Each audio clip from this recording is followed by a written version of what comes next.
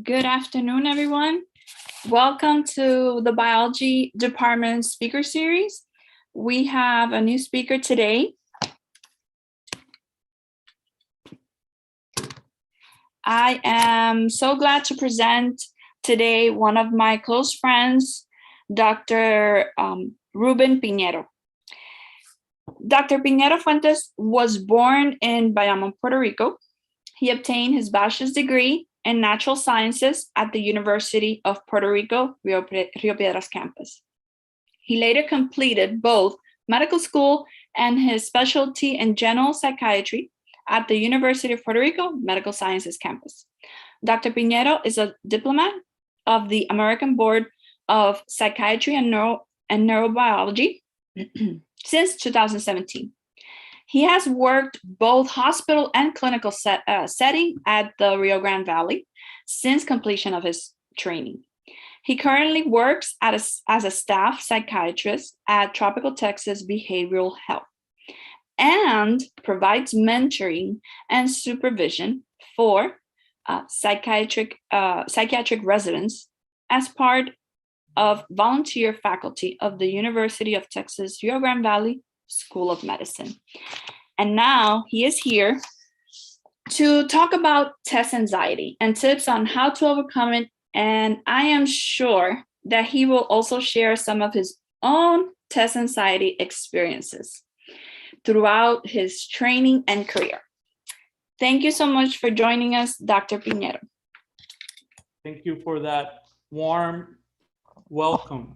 I have to say before we start that, yes, I've been through quite a few tests through my career, right? In my training. And I know that everybody has gone through some degree of test anxiety. So this is gonna be easy to explain and to understand. I would like to say also that even though I have taken many tests, the experiences are very individual, right? And the nature or the goal of this presentation is to introduce the concept of test anxiety, explain a little bit, see what are the signs and symptoms, and then from there, maybe giving some recommendations into how to manage it, identify and manage it. So without further ado, let's start. As a financial disclosure, I have nothing to disclose, not being paid by any pharmaceutical or any company to give this presentation. I'm very appreciative of the opportunity that South Texas College and Dr. Force has given me to give this presentation today. Very excited. As I said earlier, the overview will include the definition of test anxiety, signs and symptoms, the biology behind it, right? As it being a biology conference, the effects on test performance, tips in management, things to remember, and resources at South Texas College. So what is test anxiety? So test anxiety is a perceived uneasiness, tension, apprehension, or feelings of worry associated with test taking. Fear and anxiety go hand in hand, right? Like the common denominator of anxiety is danger. When you perceive when you fear and you perceive some threat coming your way, then your anxiety mechanism turns on. In this case, as we all know, tests will give you some degree of anxiety because you do care. And when a test is coming up, you may have situations where your anxiety can go up, either in your test preparation, in your test performance, or or your test reflection, waiting for those results. I remember, and still to this day, I need to take tests to prove my mastery in the skill of psychiatry, right? So I remember as the years go by, the tests become more tedious, right? And also you have to wait a longer time to get your results. I remember for my board examination, I had to wait like 3 months.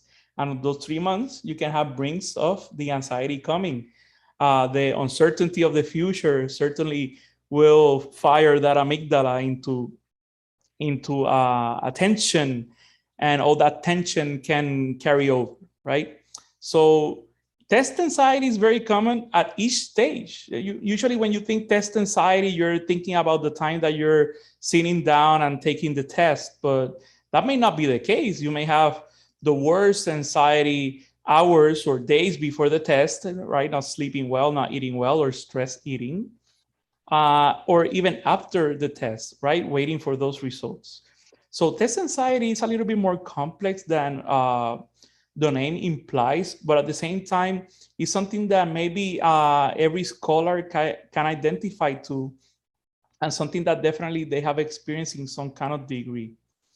And that is very important to remind ourselves today that this is part of it, right? About the experience. That it could be the rewarding experience coming up your way, where you take this test to prove that you actually know something, and that you're becoming closer and closer to your end goal, which is finishing whatever you're studying to, right? What are the common signs of test anxiety? Obviously, the obvious one is excessive worry, right? Worrying about your grade, about how you're gonna perform, about getting that material in your brain, right? And answering those hard questions. And maybe you have trouble into the situation where after the test, you're like discussing with others, oh, that question, do you know the answer? I was thinking, usually the harder questions on the test, or the your perceived hardest question in the test, are the ones that usually stuck in your mind the most, because of that, right? You're putting extra attention.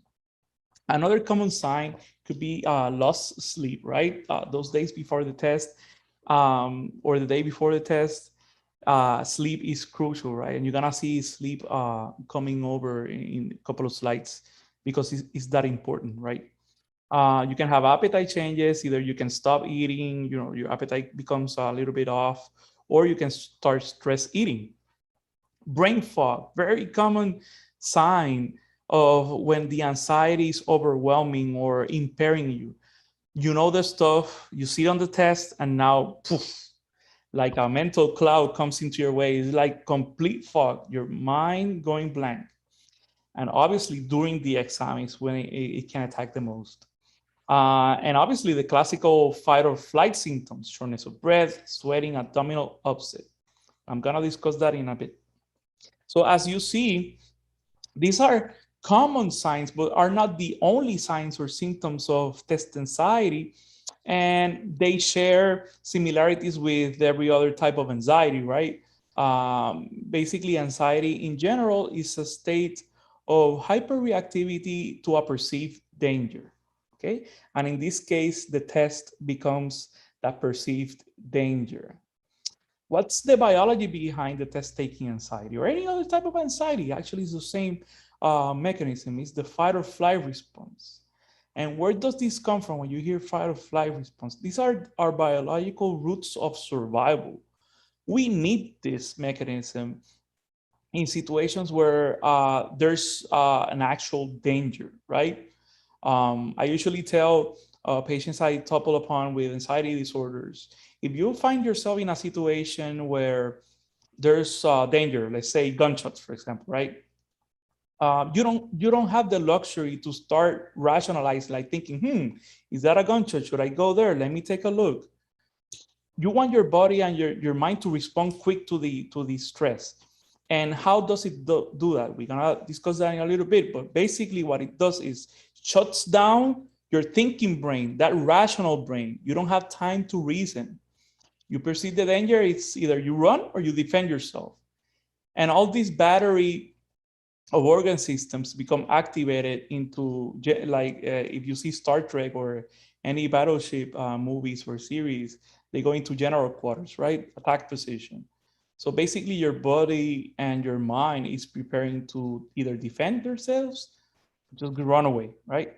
So this includes autonomic changes in the respiratory system, in the circulatory system, and also lack of activity in other areas, like, as I said, that thinking brain, this area here, the prefrontal cortex, the frontal lobe of your brain, which is in charge of thinking and executive function, right? Like the ability to process information and to deliver that information.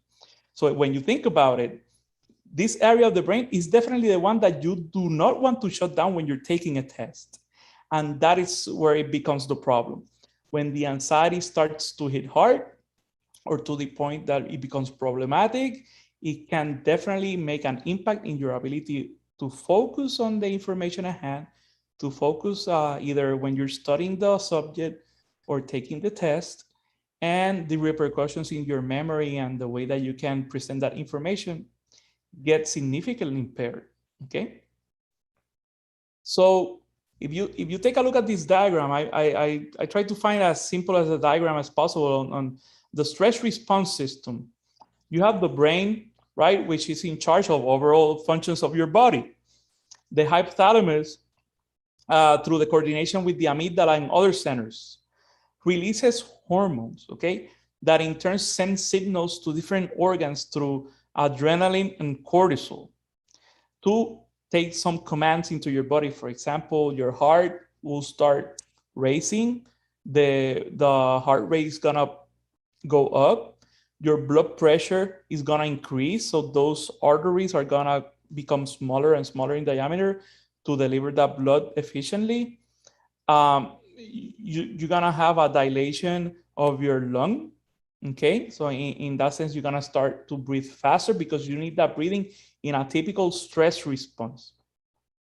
You wanna get as quick as energy as possible, and the quickest energy source available and in your body at any time is the glucose, free glucose. So your liver is gonna start breaking other components into glucose. Okay, so you need that sugar quick and fast.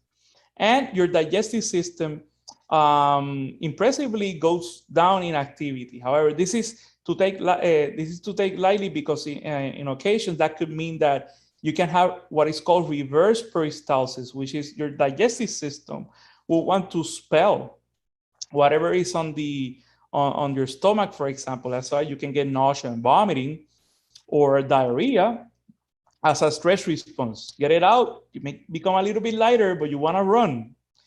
If you take a look at those brain images, you have the unstressed and stressed brain.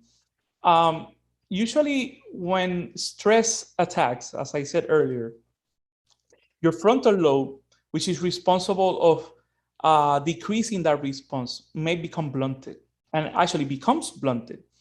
Because under normal stress response, you want that to happen, okay? What that does is gives basically a blank check to your amygdala, which is the fear center, to dominate the neuronal activity and therefore send those signals that we discussed earlier. On the other hand, the techniques, the tips, and the interventions that we may start to practice to decrease those levels of anxiety are all aimed to boost your prefrontal cortex activity so you can start to rationalize, use your rational brain to just tell the amygdala in lay terms, you know what, tone it down a little bit. I understand this is important and I need to, I need to have some anxiety. Some anxiety is normal. It's my fuel and drive for my day-to-day, but I don't need that much of a response, right? When this becomes problematic is when you start to just have an unregulated amygdala pathway and cortisol and adrenaline just pumping and pumping to your system, which can produce short and long-term effects.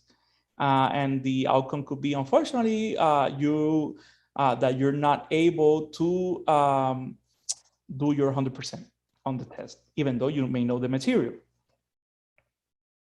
So here I have a diagram about different mechanisms on the biological repercussions of anxiety. There's some neurotransmitters, which are basically the signals, the chemicals that your brain uses to exert functions quick and efficiently throughout your system. And usually the brain wants to maintain a balance between stimulating neurotransmitters like glutamate and calming or inhibitory neurotransmitters like GABA or serotonin. But those imbalances into more stimulating neurotransmitters and less calming neurotransmitters can become very like a hallmark in anxiety overall. Hormones, right? You keep hearing about cortisol, adrenaline, epinephrine. In anxiety, they go high, and they go high in a longer periods of time, which you definitely don't want, unless there's a constant danger, which luckily we're not exposed to that. But on test taking, but really you don't want adrenaline to rule your autonomic system, because that's where your shortness of breath, your increased circulation may happen, and the fight or flight response may get activated. And we already discussed that in plenty detail. Inflammation has been something that in neurobiology and in mental health, we've been more curious about for the past decade or so. I'd like to say a little bit more than that, where we have seen that on stress responses, chronic stress responses, or even acute, your immune system can be blunted. The response, the ability of your immune system to have you well diminishes through the inflammation or the secretion of certain inflammatory biomarkers like C-reactive protein, interleukin 6, and it can create an imbalance even in your immune system, which is definitely very fascinating and something that we need to keep in mind whenever we're giving recommendations about, for example, when you hear healthy diet, adequate sleep, those are exercise, those are basically things that you can do to get these systems in check, including inflammation. What are the effects of test anxiety? I think it's pretty obvious to say that you're not able to concentrate well, meaning you may have a plethora of executive function issues, brain fog, memory issues, with the repercussion that you may not deliver or you may not perform as well as if you didn't have the anxiety. Obviously, it's very important to signal that when you care about something, there's some degree of anticipatory anxiety and performance anxiety that is part of it, of your experience into getting that test in place, showing your mastery, and just feeling very good after taking that test, right? That you did well, or very concerned if it didn't happen, it happened the other way around. But we usually think about the test, as I said earlier, during the test. But you know what happens also? You can have preparation blocks too.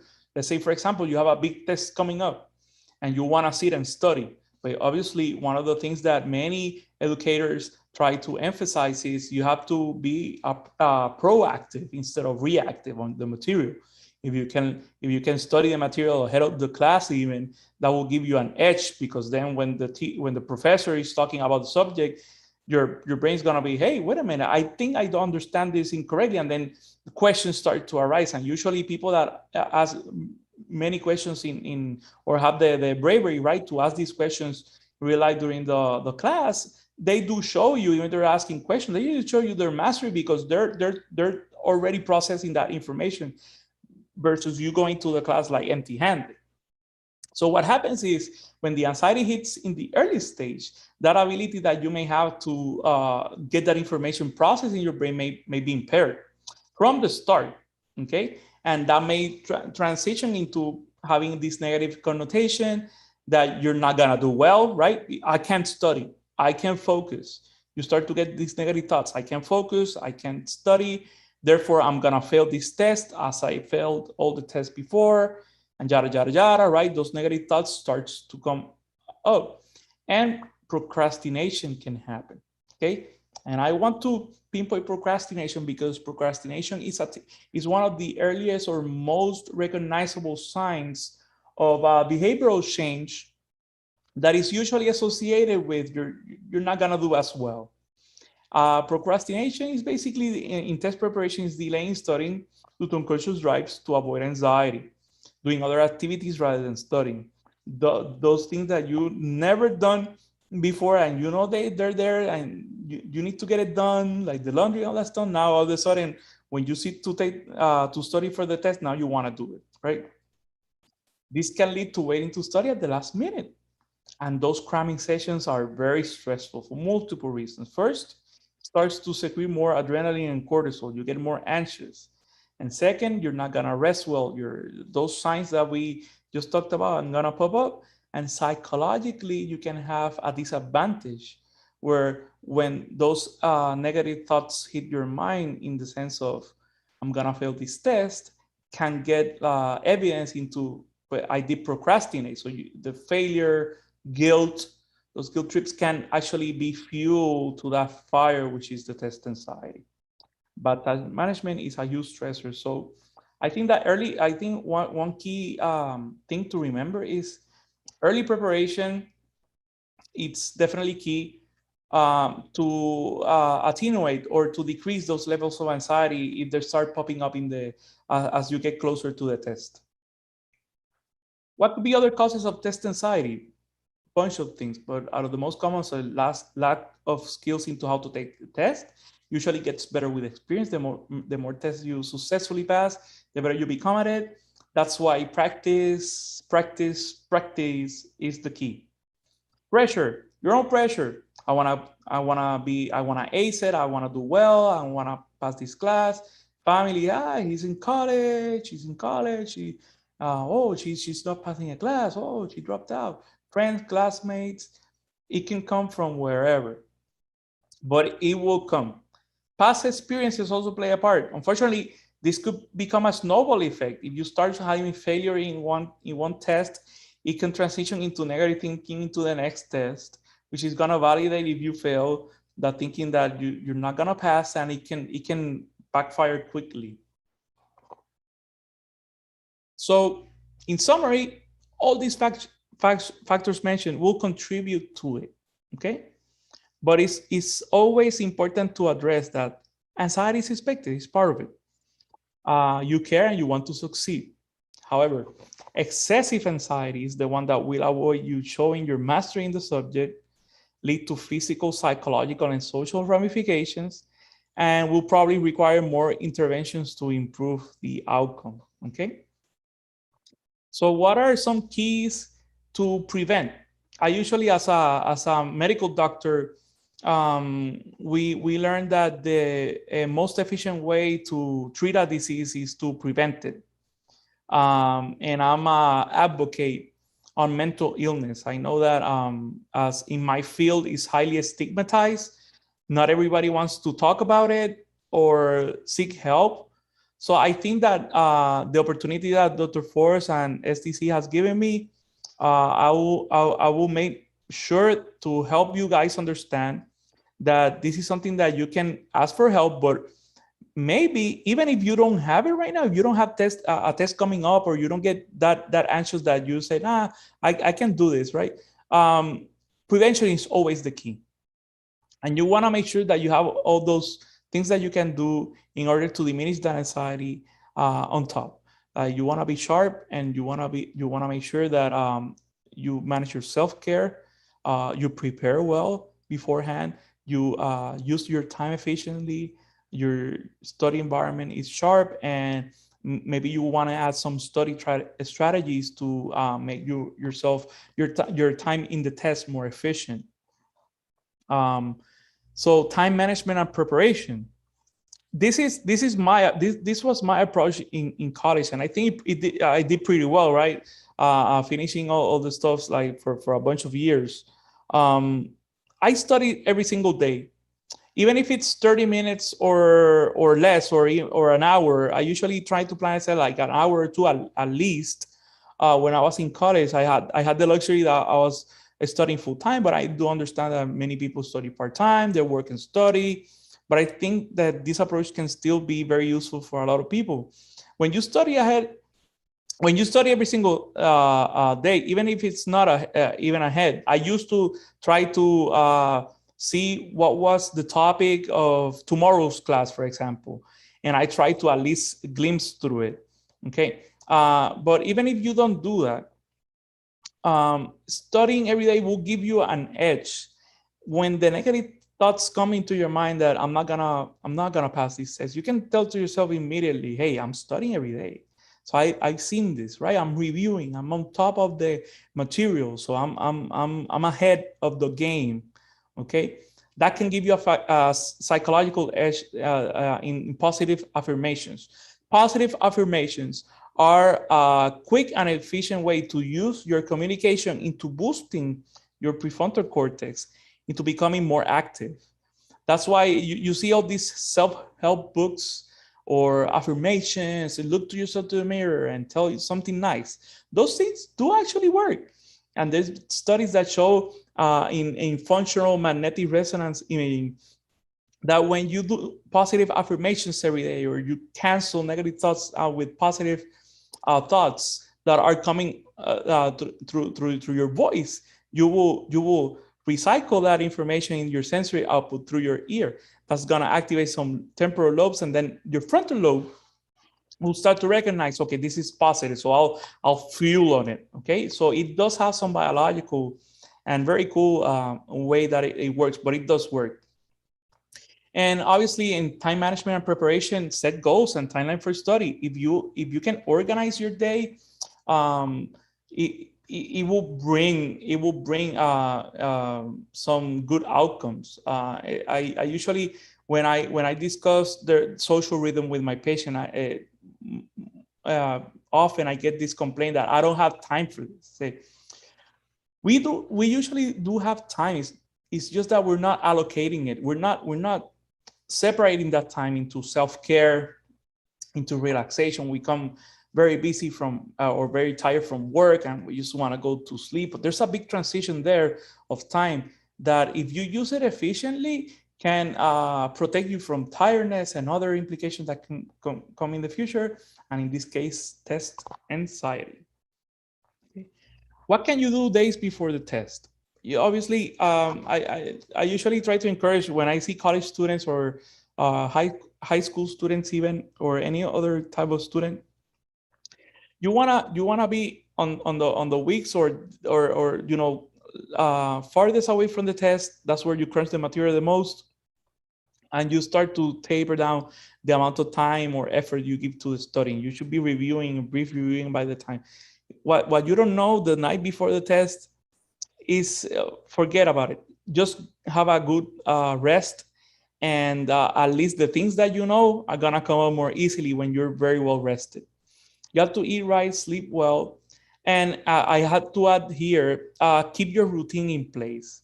I know sometimes we may have a major test coming up, not the test for subject like SAT or the MCAT, like I did, the medical school admission, college admission test, big test months ahead. I usually try to develop a routine where I will simulate my time of study by those 8 hours that it will take in the morning for me to do the test. So I like preparing for a marathon race, like studying every hour, taking 10, 15-minute breaks, going back again, as much as I could to simulate that environment or that time frame of the test. But you can also do that if you create a habit. Habits are good habits are a good way for you to then don't lose track of your sleep or your eating habits and all that stuff. Okay, and be confident. You usually got this. Negative thoughts can be canceled by positive affirmation. That's what I told you earlier. That does really play an important part. You want to make sure that you have a good study environment, that you have a space, and space is a function of time and place. Okay, that you should set to study more efficiently. There's people that are early birds like me. I like to wake up early and do this, do my stuff as early as possible, because I know that as the time flies by, I'm gonna get more tired. I'm not gonna be 100%. But there's some of us that they like to be nocturnal, like night owls, that they usually do their stuff at night. Try to figure out what is the best time for you, where you're the most alert, and if possible, right? If time accommodates and other things in life accommodate, try to study around that time. You have to be comfortable. adequate temperature, an adequate seat, and desk configuration, ample space. You have to make sure that you're comfortable, that when you feel your pressure points, for example, if I'm sitting down, my pressure points are being canceled by the chair. If you have a very uncomfortable chair, one of the things that you're going to notice is your neck and back is going to hurt, but not necessarily is the chair. Even your posture during your time of study will definitely play a part in either if you're relaxed and refreshed, or very tired and sore. So you see these people at the libraries that they're hunching down. Those training of the neck and back are inefficient way for you to burn those calories. Instead of using, you're using a bunch of calories already while studying in your brain. That's why you feel tired. But then if you have a back posture, that's gonna run a number two on your energy level. So try to make sure every time, be mindful about your position in the seating, be mindful about your position in your surroundings. Is there sometimes we take for granted noises and they're actually distracting us, and try to minimize those distractions and interruptions as much as possible. People, phone, any noise. Study strategies in general, I just kept it as simple as possible, because this is something that you should encourage yourself to research and to look for whenever you're studying. Developing a sense of curiosity into getting more study strategies is key for success, for sure. Not everybody mind works the same. I'm a visual guy. I need to see videos, and I need to see diagrams and things moving up and about for me to get that information. There's other people that hear, and they can hear stuff and it just stays there, or see stuff and they have photographic memory. Not everybody learns the same way, or there's some strategies that are more effective than others depending who you are. But the fundamentals are the fundamentals. Go to the classes. That's the time that your college or university or place of study has already made for you in your schedule, and you did the commitment to just go to the classes. And that's part of the scheduling that I was talking about. If you're seeing that you have too many responsibilities, and you're not giving priority to the fact that you're going to the class or attending the class, and while in the class paying attention, if you're not doing that, then you have to revisit with an academic counselor or other people that are willing to help you out to figure out what's the best schedule for you, if possible. Try to be active, take notes, or ask questions. I have to admit, self-disclosure, I'm not a taking note guy. When I take notes, I don't understand it after all. But I will usually, as I told you, I will review the topics in hand if I could. I had the material in hand before the class. So by the time I was sitting in the class, I at least had a ballpark idea of what was I expecting of the class. Most of the time, sometimes that you can't, but if that worked for me, right? That's where studying ahead can bring great success. If it's a big test, a standardized test like an SAT, MCAT, you want to get familiarized with the format. And there's actually some available practice exams that you can actually go to the testing site and sit down and do like a mock exam. That has a psychological advantage in the sense that the first time that you're going to sit in the place is not the time of the test. It's a previous time. So you already learn, your prefrontal cortex starts to shut down the amygdala. I've been here before. I've done this before. And I was safe at that point.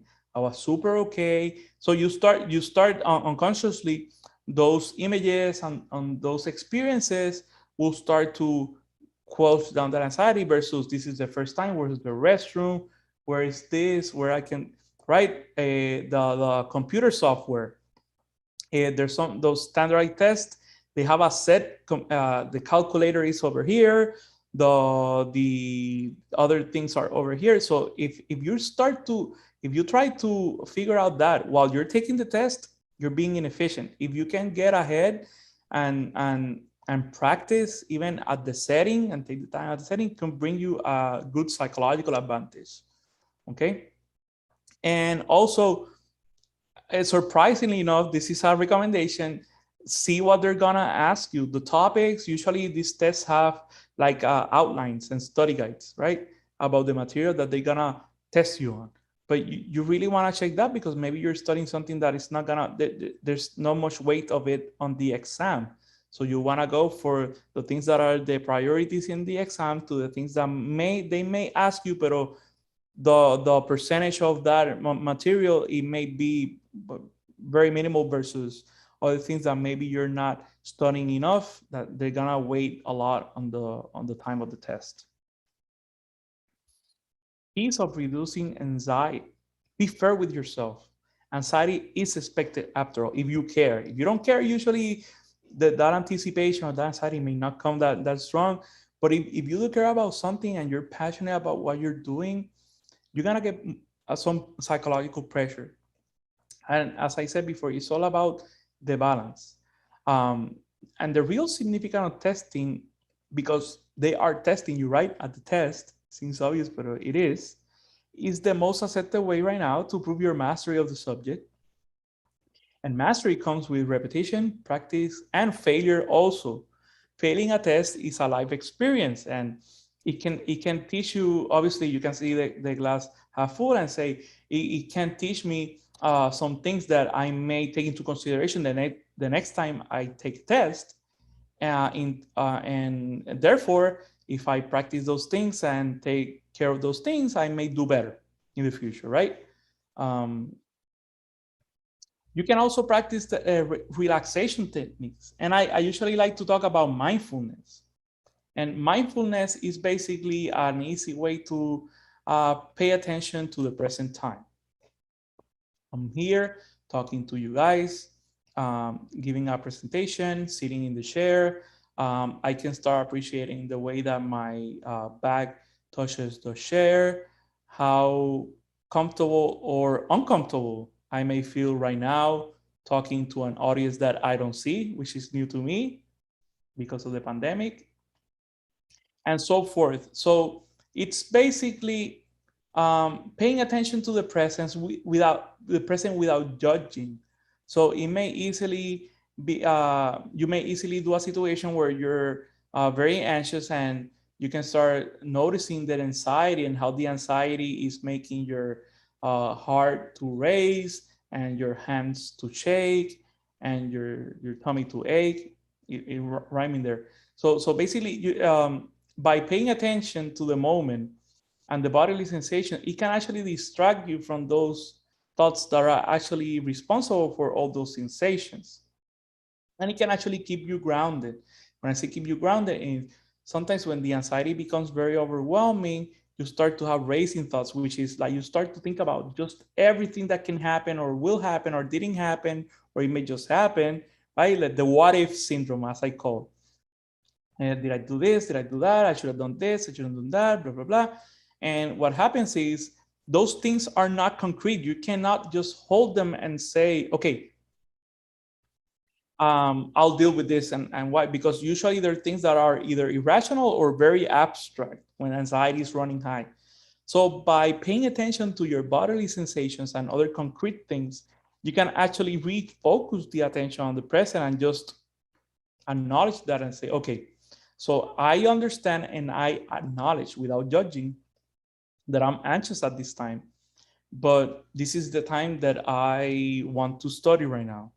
And even if I don't feel that I'm ready to study because of my anxiety, I may take a break and then be present at the moment, like get out of the library, for example, and just notice the nature, take a walk, and so forth.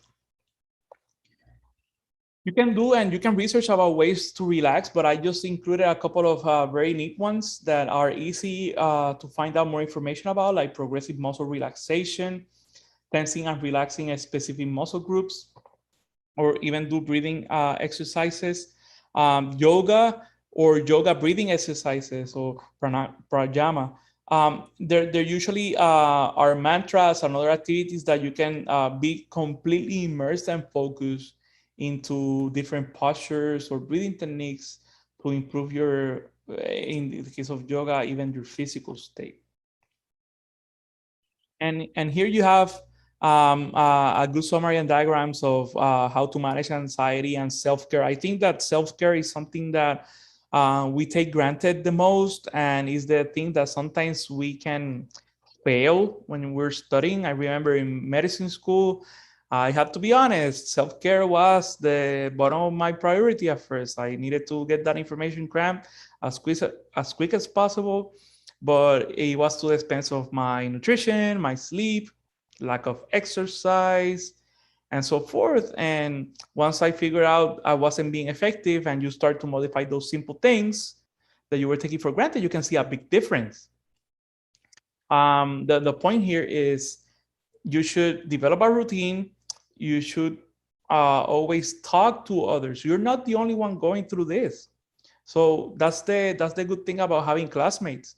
You may identify yourself with some classmates or some people that are going through the same thing, and you can get in touch with them, and also learn, or people that have been in your position before, learn how they dealt with it, and maybe you can learn something that may not fit your personality or the way that you want to go about things, but you may encounter those things that may help you, that did help someone else.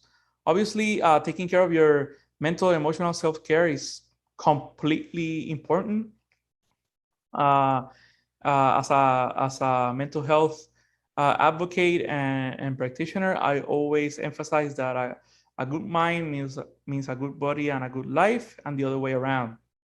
As a medical doctor, I also, when I do evaluations, I want to make sure that your physical shape is as sharp, as good as possible, because that can impact your mental health for sure. Always be aware of your support or your lack thereof, and try to fertilize that support with people, um, with family, friends, therapists, ministers, support groups. I know that South Texas College, and we're going to talk a little bit about that in the upcoming slides, have in their webpage have activities, have groups that you can definitely immerse yourself, extracurricular groups. I remember when I was in college, I was part of the ROTC for a little bit, and even though I didn't end up in the military, I met great people.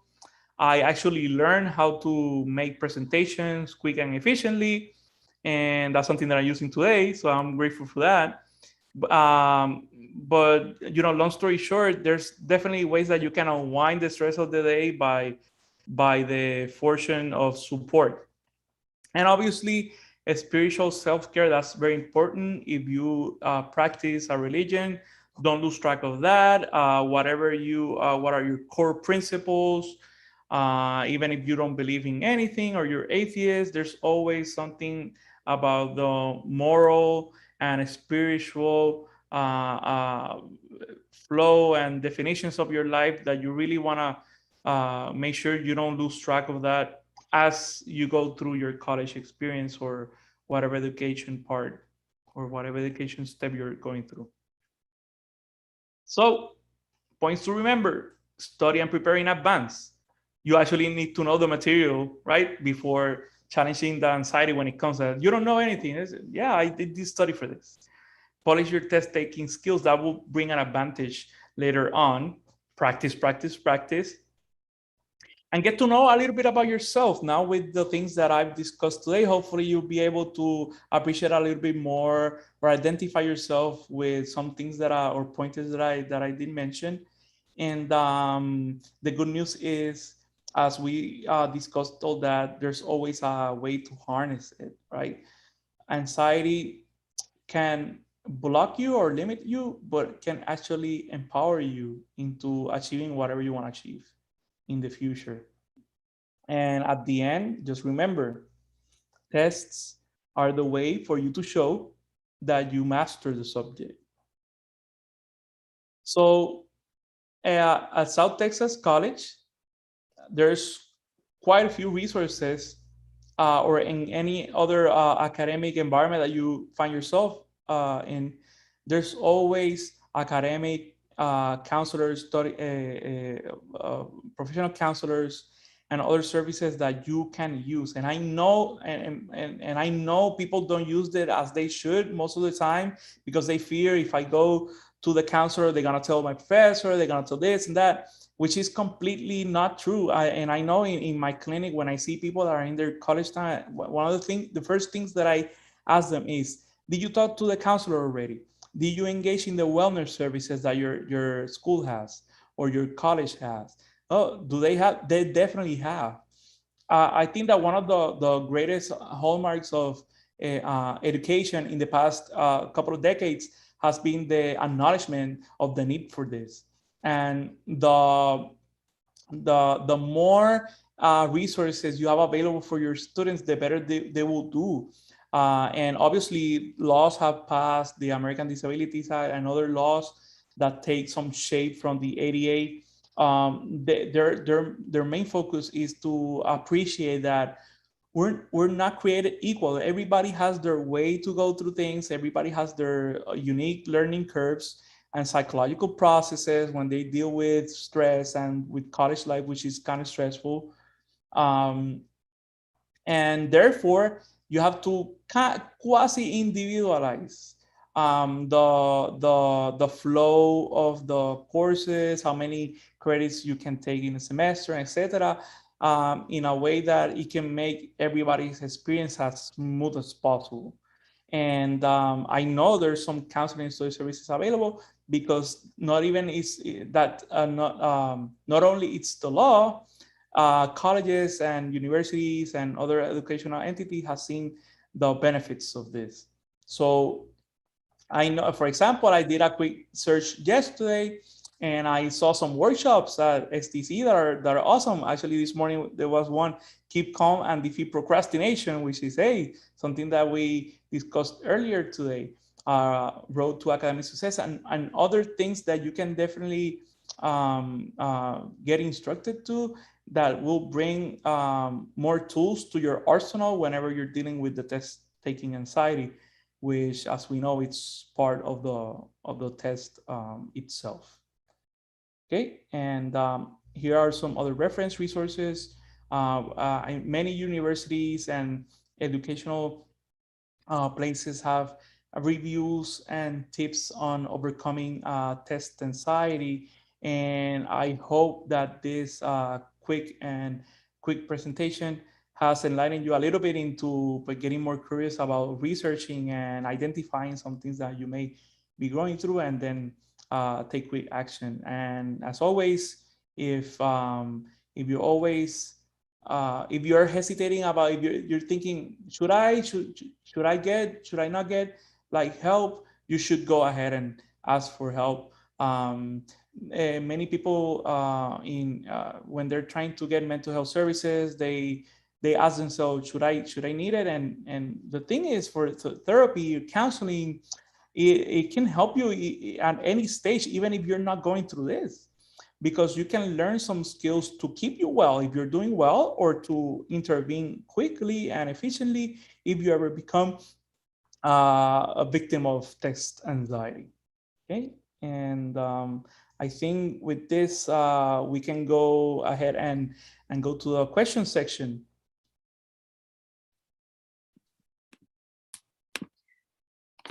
Yes, thank you so much, Dr. Pinheiro. We do have a few questions, and I tried to group them a little bit to between topics.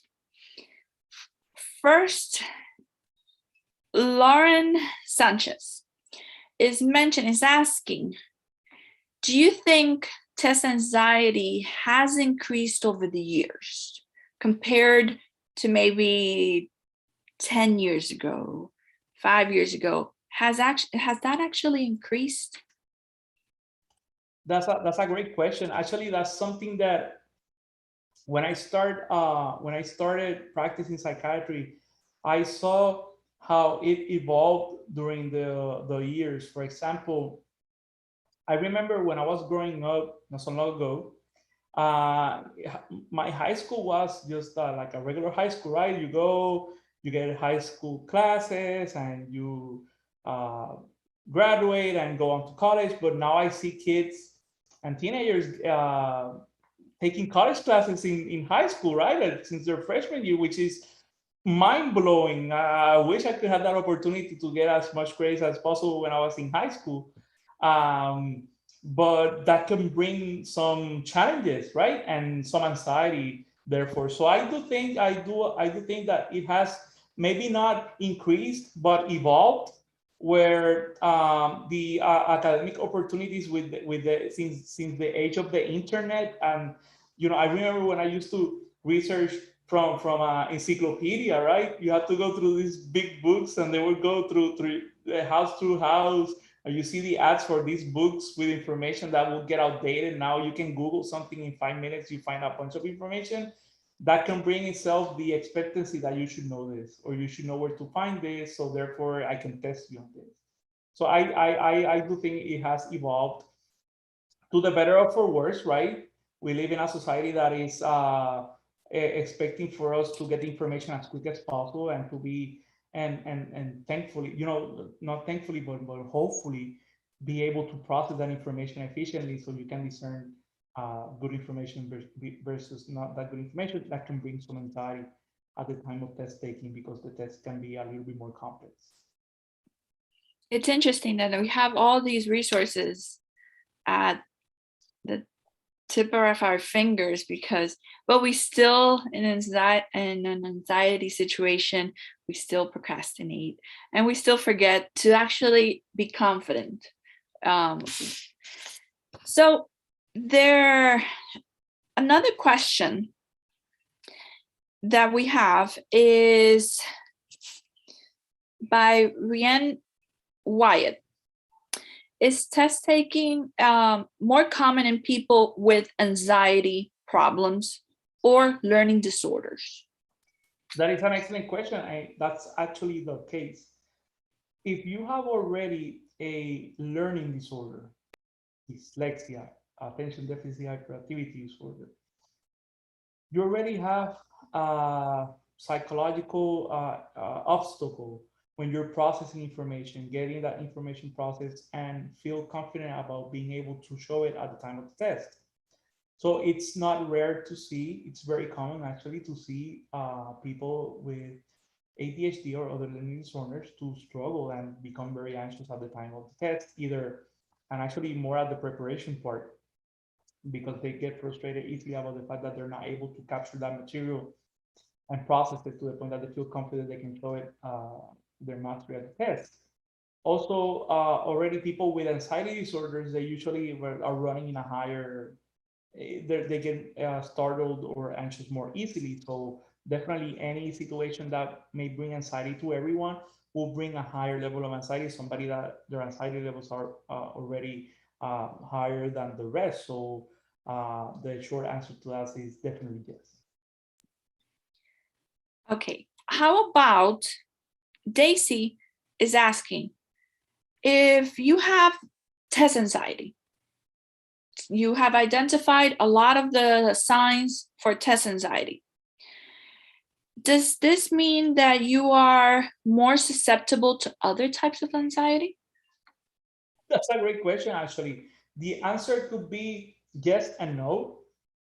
So, for example, as I said earlier, anxiety while test taking is a part of the experience, right? Of just taking the test, because you care about performing well, and preparing yourself well, and expecting a result that can bring some consequences, right, in your life, in your college life, and what have you. So, but it's not necessarily having anxiety at the time of the test, or preparing, or expecting a grade. Not necessarily implies that you're gonna develop anxiety disorders per se, or any other disorders in the future, because of what I said earlier. It's all about the experience. I usually suggest anyone that has any concern that they may or may not develop a condition of anxiety, generalized anxiety, or what have you, to just ask any counselor, right, mental health professional, somebody that knows about the field, to get your question answered. But the short answer to that question is not necessarily. Okay. And we have this other question from Giovanna Garza, actually my student. Is medication, which is kind of related to what you were answering right now, is medication recommended for test anxiety, for when you're going to take a test? Any medication is recommended? So that's a good question. So test anxiety per se, it's not categorized as a illness, okay? And that's very important to emphasize today. Um, I think that's why I keep saying test anxiety is part of your experience. However, if during your process of test taking, you start to fail consistently in your tests, you're not able to demonstrate that mastery as we were talking about. Your anxiety overwhelms you to the point that you're not sleeping, you're not taking care of yourself, or you seem like severely stressed about it. You should get the adequate help and with a medical doctor or a psychologist or a mental health professional. And if it's deemed the case, then after the evaluation, you can see if there's another medical condition that may explain why you're having these difficulties. And if that's the case, there's many FDA-approved medications for those conditions like anxiety disorders, major depressive disorder, even attention deficit hyperactivity disorder, if that's the case. But and interestingly, for test anxiety, it's not being categorized as a medical condition. Therefore, there's no FDA or any approved medications for this specifically. That is good to know, to establish, and to share. Liliana Rodriguez is asking, do you think there should be a leeway for people that deal with extreme anxiety in test taking? Definitely. So when I was talking about earlier about how universities and educational centers have acknowledged and recognized that education just can't be standardized, right, for everyone, that there's some kind of individualization that has to be done. I think that it opens up the possibility of reasonable accommodation, right, as the American Disability Act and other per person laws have done in the past, is to grow more awareness into, hey, not everybody deals with this in the same way. And the people that may be impacted more hard with their anxiety at the time of test taking should not be penalized and should actually be welcome to discuss their obstacles into performing efficiently to people that actually can have a say in their educational experience, like counselors, academic counselors. That's why we keep emphasizing academic counselors and counselors in your school. They can become a great tool into addressing this with you, developing an individualized studying plan or academic plan. Maybe you will benefit from a lower number of credits so you can focus more in task at hand. And this is something that we need to understand. Not everybody has the same learning curve, and that doesn't mean that you're wrong or you're normal or nothing like that. It's just that not everybody's built the same. But obviously colleges and universities, they have their way to do their stuff. But I think that there's a growing movement of individualizing that a little bit better, and those places that like STC that offer those interventions, they see the results, so that's why they're doing it, right. They see that their students are finishing their classes, and I think that the lack of these people that have their limitation of not using this to their advantage, I think that talks a lot about the high dropout rates, right, in college, where you start some classes and you don't finish, and then when you look back, it's like, man, I did stumble myself with some obstacles, but then when you explore, you didn't ask for help. So I highly encourage anyone that's hearing this. Obviously, there's a interest in this for everybody that's listening to this. If you have some challenges and limitations, please ask for help. It could be with your professor, okay, as he said, your professor. Be open. I know that professors, they may seem mean, but they're good people. They want to help you out. They train and they did all this career to actually make you succeed. So talk to your professor, talk to your counselor, and talk to your medical professionals or mental health professionals to figure out the bottom of the problem if there's one, and get reassurance if there's none, and adjust. Something that I think all professors will agree, we sometimes, and with our experience, with our long careers, I think you will agree as well that sometimes when we go into college, we have so much going on and we fail at something and we think that's it. We're gonna give up. I did like I said, I did like that you mentioned about being confident. And something that I have told students is it's okay. You need to work. It's okay to take a smaller load, fewer classes or things like that. And yes, FCC has the counseling department, the CLE. And there's tutoring, there is academic coaching, there is a lot of resources. I want to finalize with this question. I know you've mentioned about counselors, but we have faculty here seeing you, listening to you. And this was actually brought from Mauricio. How can we help with reducing one's testing anxiety and help them perform well? That's a very interesting question. So we're talking now on the other side of the classroom, right? When you're the person that is responsible for these young people's academic achievement. I think that one of the things, and I'm strictly speaking in Dr. Piñero's term, right, based on my own life experience.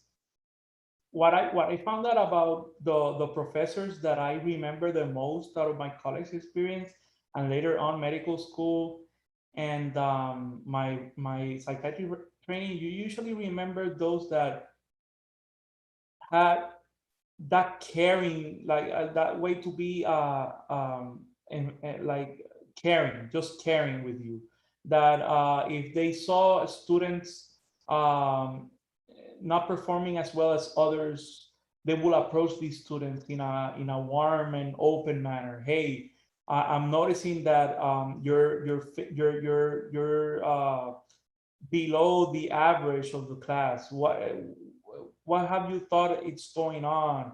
What have you seen it's going on? Have you figured it out? Can I help? You know, those professors that had that quality in them. I remember one of my obstacle and wall experiences when I was in college was organic chemistry. I hated that class. I hated that. I still hate that class to death. I'm sorry if there's any professor of organic chemistry. It's not personal, but I remember I had this professor. He was very mean, and his first day of the class was like, you know, A is for God, B is for the book, and C and the rest is for you guys.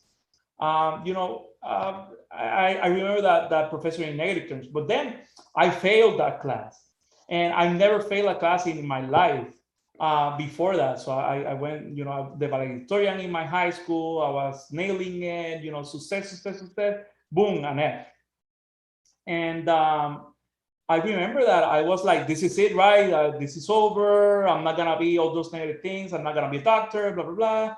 And I remember that the next professor that I got, he was the complete opposite person, like very kind. He demonstrated that he cared about his students, about their performance. And he will go and take his time to evaluate each and every one of the students' performance to see how they were doing, and will offer alternatives, will offer ways that not everybody can perform well in a test or an oral presentation. Then as a professor, you should adapt to that circumstance and try to be creative into ways that those students can show you that they learn, because they definitely learn. Probably they learn. It's just that testing is not their motto. It's not their way to show it to you. So I think that one of the qualities of a good professor is also to be creative in the way they want their students to show their mastery to them. And I think that the better you become at that, the better you will see that your work is either being noticed, and your students are doing well, or maybe polishing your communication skill and your teaching skills into becoming more effective showing that information. But I think that's an excellent question, and I'm glad that there's some professors listening, because I know we care when we teach. I'm a professor myself, volunteer professor in my psychiatry residence. I don't want to see our residents just not knowing their stuff, right? I know they know their stuff most of the time. It's just that maybe they have problems communicating to me, communicating that to patients, and it's just a matter of adapting to the situation and being a resource for them, not an obstacle. Very true. And I remember my moment compared to your organic chemistry. My professor was awesome. But we went to the same college, just as a background. So that's why I mentioned. But I remember my moment, and it was in grad school, and it was physiology. And I loved the class, but I wasn't doing well in the test. And it's like, no, and you're feeling you're a failure. But it's part of it. So I'm mentioning this because those students that are listening, this is part of it. Don't give up. We have, and if you are an STC student, if you are a UTRGV student, if you are a TSC student, all of those have resources to help you, to guide you, to it's nothing wrong to ask for a little help. I want to thank you, Dr. Piñero, for joining us. I want to tell everyone that we have other seminars in our YouTube channel that talks about anxiety, ways to help control it. A few of the things that Dr. Piñero mentioned, our other speaker actually mentioned as well, and goes a little bit more in depth. So if you want to check those out, we also have a seminar about memory and how to study to get that information to our from short-term to long-term memory, so we can remember it for the test. I please watch those. They're very interesting, very good. Subscribe to our YouTube channel, and we're going to pause for Christmas break, but next semester we will have more seminars for you. So please be on the lookout. Thank you for joining us. Thank you, Dr. Ruben Piñero, for joining us, and good night, everyone. Bye.